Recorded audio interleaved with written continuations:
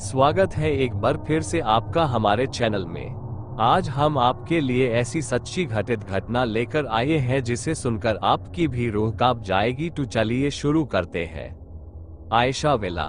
लोनावाला की सबसे डरावनी कहानी। लोनावाला, जहां हरियाली और पहाड़ों की खूबसूरती लोगों को अपनी ओर खींचती है, वहां एक जगह ऐसी भी है जो डर और मौत का दूसरा नाम बन चुकी है, आयशा विला। आयशा विला का इतिहास साल 1989 की बात है। यह विला एक अमीर और प्रतिष्ठित व्यापारी अब्दुल रहमान खान का था, जो अपनी पत्नी नसीमा और बेटी आयशा के साथ यहाँ रहते थे। खान साहब का व्यापार बहुत अच्छा चल रहा था और उनका परिवार इस खूबसूरत विला में खुशहाल जीवन बिता रहा था। आयशा खान की इकलौती बेटी थी, मासूम, हंसमुख और बेहद खूबसूरत। वह हमेशा सफेद फ्रॉक पहनती थी और उसकी हंसी पूरे विला में गूंजती थी। लेकिन किसे पता था कि यही हंसी एक दिन हमेशा के लिए खामोश हो जाएगी और इस घर को मौत की चादर में लपेट देगी। खौफनाक रात जिसने सब बदल दिया। अनहोनी की शुरुआत एक रात जब तेज बारिश हो रही थी और बिजली गरज रही थी। खान साहब का परिवार अपने विला में सो रहा था। अचानक दरवाजे पर तेज धमाके की आवाज आई। जब खान साहब ने दरवाजा खोला तो बाहर 4 नकाबपोश खड़े थे। ये लुटेरे थे जो विला में चोरी करने आए थे। खान साहब ने विरोध किया, लेकिन लुटेरे हथियार लेकर आए थे। उन्होंने पूरे परिवार को एक कमरे में बंद कर दिया और घर में लूटपाट करने लगे। लेकिन चीजें और भयानक तब हो गई जब लुटेरों को एहसास हुआ कि खान साहब ने घर में गुप्त तिजोरी रखी है।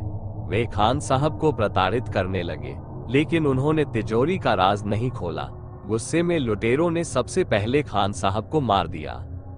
जब नसीमा ने अपने पति को खून से लथपथ देखा तो उन्होंने विरोध किया, लेकिन लुटेरों ने उन्हें भी बेरहमी से मार डाला। आयशा, जो ये सब देख रही थी, वो बुरी तरह डर गई थी। वह भागकर ऊपर वाले कमरे में चली गई और अलमारी में छुप गई। लेकिन लुटेरों को ये पता चल गया। उन्होंने अलमारी से खींचकर आयशा को बाहर निकाला और उसकी गला दबाकर हत्या कर दी।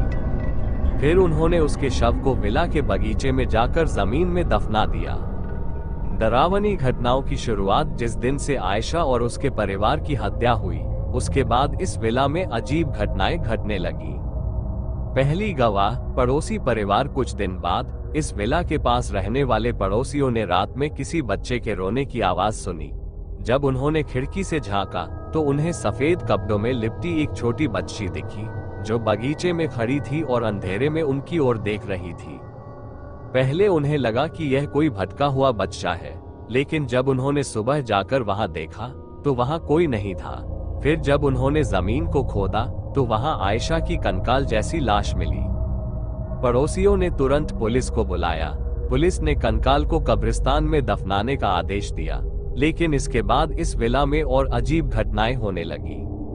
आतंक का दूसरा दौर। नई फैमिली का खौफनाक अंत। कुछ साल बाद एक नई फैमिली इस विला में रहने आई। यह एक व्यापारी विनोद मल्होत्रा का परिवार था।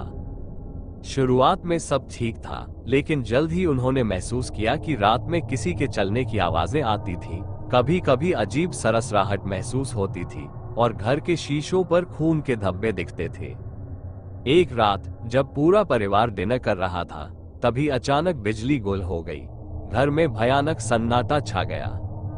तभी सीढ़ियों पर किसी के पैरों की आहट सुनाई दी। जब विनोद जी ने टॉर्च जलाकर देखा तो उन्हें सीढ़ियों पर सफेद फ्रॉक पहने एक लड़की खड़ी दिखी, जिसकी आंखें कोयले की तरह काली और चेहरा खून से सना था। विनोद जी चीख उठे, लेकिन तभी वो लड़की हवा में गूंजती आवाज में बोली, मेरे मम्मी पापा कहाँ हैं? उस रात पूरा परिवार डर के मारे घर छोड़कर भाग गया। रहस्यमयी मौतें और भूतिया घटनाएं। जो भी इस घर में जाता वह या तो पागल हो जाता या फिर मर जाता। 2003 में कुछ दोस्तों का एक ग्रुप इस घर की सच्चाई जानने के लिए आया। अगली सुबह वे सभी छत से कूदकर मर चुके थे। 2010 में एक फिल्म डायरेक्टर ने यहाँ शूटिंग करने की कोशिश की। रात में उसकी लाश बाथरूम में मिली। उसके चेहरे पर डर के भाव जमे थे। 2018 में एक यूट्यूबर ने यहाँ रात गुजारने की हिम्मत की। सुबह उसे पागल अवस्था में अस्पताल में पाया गया और वह सिर्फ एक ही चीज बोल रहा था, आयशा, मुझे छोड़ दो। आज भी बना हुआ है रहस्य, आज भी आयशा विला वीरान पड़ा है। सरकार ने इसे हॉन्टेड प्रॉपर्टी घोषित कर दिया है और वहां जाने की सख्त मनाही है। स्थानीय लोग कहते हैं कि अगर आप वहां रात के समय जाएं, तो आपको एक लड़की की हंसी सुनाई देगी, खिड़कियों से कोई झांकता दिखेगा और अचानक ठंडी हवा का झोंका आपको घेर लेगा। कई लोगों का कहना है कि उन्होंने आयशा को खिड़की से बाहर झांकते देखा है और जब वे पास गए तो खिड़की में सिर्फ अंधेरा था।